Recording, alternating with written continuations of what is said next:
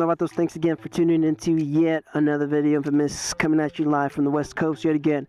Another beautiful day out here in the Bay Area, San Jose, California. You guys know where I'm at. Let's go ahead and get into today's video. Let's talk about the MTX Road Thunder by Kuryakyn. Soundbar. I've been getting a lot of questions on IG. People don't know what it is. So I just wanted to give you guys my own review now that I've had it for, I'd say, what is it, maybe a month? I don't know. I think I've had it. It's been over 1,000 miles, that's for sure. Maybe a little bit closer to 2,000. So if you guys saw my first impression, I wasn't impressed. Riding with the Ruroc helmet, I can't hear my tunes. I can't hear the speaker. So, and now that I've, had the opportunity to take it on the highway, take it on the freeway, it is disappointing. All right, so it could be because of my fairing. It's not, it's not a full fairing. It's not, it doesn't give me a lot of wind protection. It gives me a little bit of wind protection, but not the same as my other cruisers, kind of like my lowrider and my metric. So I do have a full windshield on my metric, and I have a speaker audio system, and the wind protection does make a huge difference. So that plays against it. All right, so that's one of the things. I can't hear my speakers. And another thing is, you're supposed to have this mounted as close as possible to your face, to your head, but I just don't like the idea of having these speakers on top of my my clamps, my bars, my handlebars. I don't like the look. All right, I try to clean it up as much as possible. I tried mounting this behind my risers, kind of like on my Plex audio, and it doesn't mount out that way. You can't mount it up that way. So there's a little bit of limitations. I believe as long as it's on the handlebars and not on the risers, you will be able to mount this. So there's limitations. You can't have this angled, horizontally. I think you probably could a little bit, but it won't hold up. So you can see there's a little bit of play. Everything's tightened down with Loctite. So it falls down. I wasn't able to mount it here. Like I said, I was trying to clean it up as much as possible, but this was my only option. And the speakers themselves, they are pointed at my chest, and that's only because I didn't want this wire sticking out. So if I would have tilted this a bit more upwards, this wire would be a lot more noticeable. So from my angle, let me show you guys real quick. Let me get on the bike. So from my angle right here, I can't see that wire. So it's just one of those preference things where it's gonna bug me. All right, so if this was tilted a little bit towards my face, maybe that would make a difference, but then this wire will be sticking out about right here, and that's gonna bug me. Of course, I have a bunch of wires right now because I'm charging my phone, or I was charging my phone. But anyways, I guess those are the cons. The overall looks of it, it doesn't look as clean as a Plex audio system or as a Rockford Fosgate. If you have a FXLR-ST, it's not gonna look as clean. It does look, decent. It looks all right. People have been wondering about it, but the overall looks and design, I'm not a fan. So sound, not that good. Sound quality is another, it's another thing. Comparing it to my Plex audio, but you know what? It's not really fair. The Plex audio system will cost you about, $1,000. This one right here, what is it, like $400? So it's not fair for me to be comparing it, but man, it's like when you have, when you have filet mignon, and then you taste ground beef. I don't know. All right. So far, I think this is like not even as good as ground beef. It's probably something underneath of that. But for $400, I can't recommend it to anybody. If you're on a budget, if you're strictly on a budget, then you know what, go ahead, $400. But if that's the case, maybe some in-helmet audio, such as whatever communication system you want to do, or just buy the speakers, Bluetooth speakers. You can just buy that, and you can save yourself some money. Another con, other than audio quality, sound, like I said, if you're doing 60, you can't hear this thing. I had to tilt my head forward just to see if I can hear it. You know, max settings on my phone, max volume, max volume. I can't say that word, man. I don't know why. It must be my Mexican heritage. You can't, you just can't have it. You can't hear it. 60, 50, anything like 50 miles per hour, you can't hear it. And then, like I said, it depends on your helmet. If you have a, you know, an audio, you know, a good, decent helmet, kind of like the Ruroc 4, you can't hear them. I mean, you can't hear your tunes. I typically rock my 3/4 helmet when I'm riding on my Sportster, and you know, especially during the summer because it is hot right now. So I can hear it just fine through my 3/4 helmet, and when I have the Ghost Bandit, no, well, this is the Ghost Bandit. When I have the Speed Bandit, I could hear them. I mean, my tunes. I can hear my tunes at max settings. So, you know, that's pretty much it.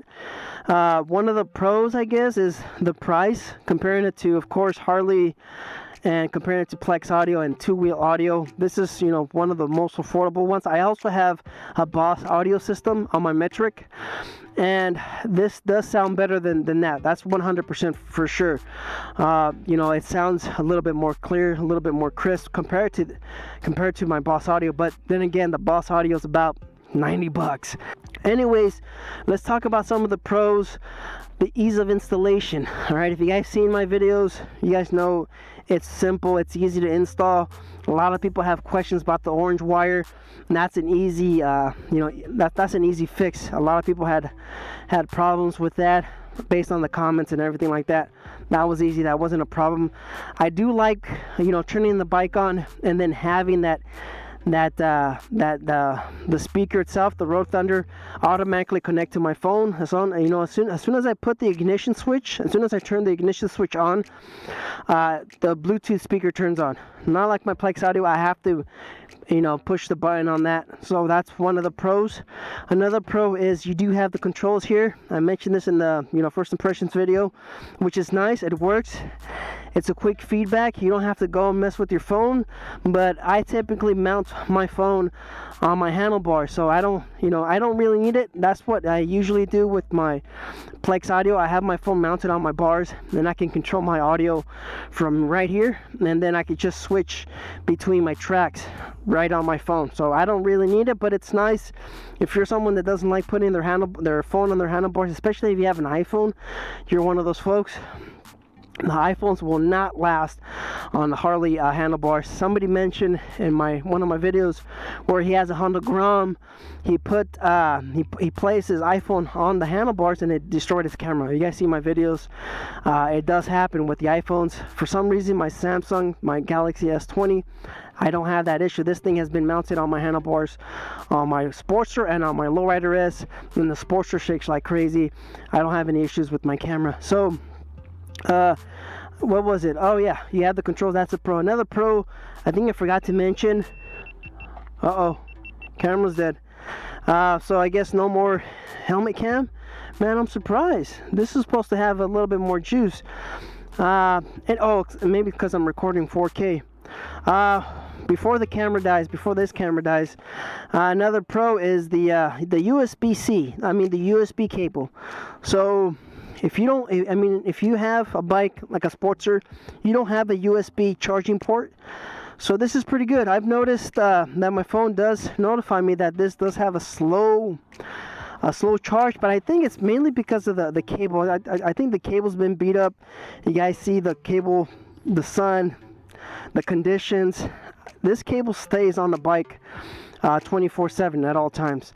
So maybe the slow charging, because I remember when I first started charging my phone at the beginning, I didn't get that notification, and now recently, the last, I say 3 weeks, I've been getting that notification warning me, hey, your phone's on a slow charge.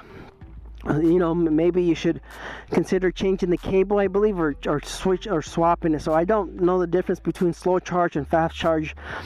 You know, I don't know. All I know, it does charge. All right, so that's neat. You have that. You also have auxiliary cables if you have some kind of an old school system, like a MP3 player.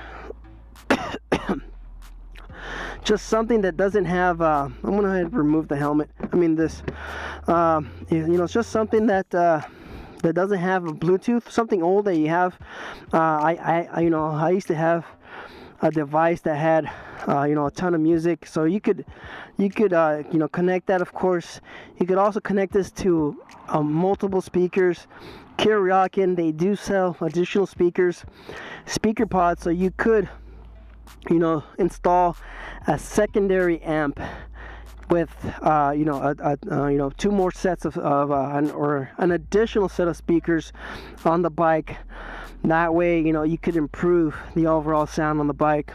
So I mean, there's customizations and there's upgrades. As far as replacing speakers or something blows out or something like that, I don't know if there's anything like that. I don't know if Kuryakyn offers a service to repair the speakers. I don't know. All right, I know my Plex Audio, I was able to replace 2 sets of speakers.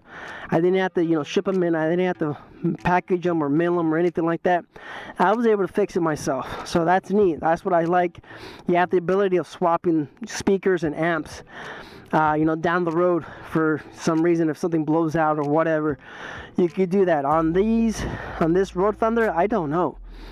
I think I believe you would have to send it to Kuryakyn. I think so. I guess that's a Pro. Yeah, I think that's it, guys. I don't know what else to say. Would I recommend it? I don't think I would. $400, you can't really hear them. The quality's not that good. I just don't think I could recommend them. But like I said, if you're on a strict budget and you don't want to spend the extra $500 for the Plex Audio, and you want to enjoy your tunes, I would say get the Bluetooth communication. Yes, this is nice. I mean, if you're going on a long ride, I'm talking maybe 6 hours or something like that. But I just got the Edge, the Cardo Pack Edge, and I believe that has a charge time of a little bit more. Before the Cardo Pack Edge, I'm starting to ramble, but 6.5 hours later, I don't think I would recommend them, right? So I mean, if you like them, you like the way they look, they offer them in silver, of course. If you want to get them, then get them if they're on sale. Or if you have a huge windshield, if you have a big fairing, something like that, you could. But just spend the extra money, get a Plex Audio. That looks that speaker system looks good behind the risers, and they're loud. The audio is super clean on the Plex Audio, the Rockford Fosgate speakers. So anyways, man, enough rambling about Plex Audio. This is supposed to be about the MTX Road Thunder. You guys stay out there, stay safe, don't believe everything you read, lights for wrist. Get out there and ride. Later.